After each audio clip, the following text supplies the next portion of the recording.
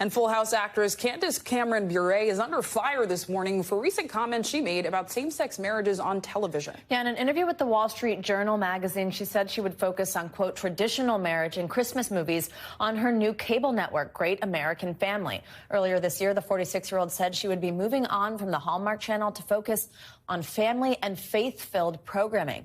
She released a public statement on Instagram last night saying, in part, quote, all of you who know me know beyond question that I have great love and affection for all people. It absolutely breaks my heart that anyone would ever think I intentionally would want to offend or hurt anyone. To talk about this, GLAAD President and CEO Sarah Kate Ellis joins us now. Sarah Kate, good morning. Thanks for being here. So GLAAD has already condemned these statements from the actress. So talk to us a bit about the consequences of comments and actions like this and what the LGBTQ community is making of all of it, especially from someone who's so well known.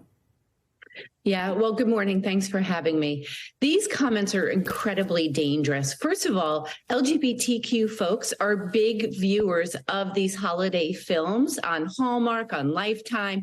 We're a big, disproportionately large part of the viewership. But more so, what this does is it continues this narrative that we don't belong, that we are other. And whether that's on the production, you know, the actors, the craft services, all the folks that participate in creating the shows, or the larger society, the parents, the grandparents who watch this show or listen to her and hear that we're not part of these shows. And my response to her quote last night was, say that you're including LGBTQ people in it. I feel like we're getting really caught up in semantics here. And if you're going to not exclude, then give me a statement that includes. And Sarah Kate, one of the things that I think that's important that you've pointed out before, because if somebody's hearing, you know, she wants to focus on Christian programming, especially at this time of year, maybe people like that idea. But you've pointed out, rightly so, that the LGBTQ community is a part of that community as well. And I'm wondering if you can kind of talk about what exactly that means, that looks like. And I know you've also said that you'd love to have a conversation with her about this. Just tell me kind of what this all means to you in terms of the faith community and what you'd like to say to her. Yeah, I think that's a really important point, is that I've always said that what's happened in this society somehow is that either you're a person of faith or you're LGBTQ. LGBTQ people are people of faith, highly so, actually. And some are and some aren't, and that both are fine.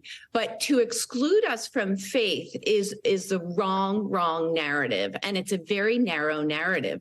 And I think that we need to expand our conversation, and that's why I wanted to sit down with her. I wanted her to meet my wife. I want her to have a conversation with my twin 13-year-old and see what our family looks like and how we live and exist in this world. I often feel that people try to divide because out of fear or not knowing. And I thought if she met me and she met my wife and she met our kids, it would bring us closer as a society and community, because she did say in her quote that she doesn't want this division.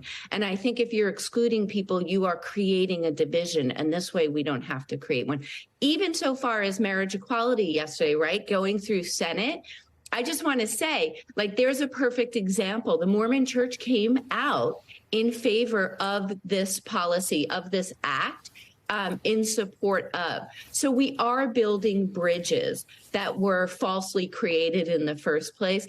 And I think that there's an opportunity here to build yet another bridge. Well, Sarah Kate Ellis, thank you for bringing that intersectional perspective to this conversation. Thanks for watching our YouTube channel. Follow today's top stories and breaking news by downloading the NBC News app.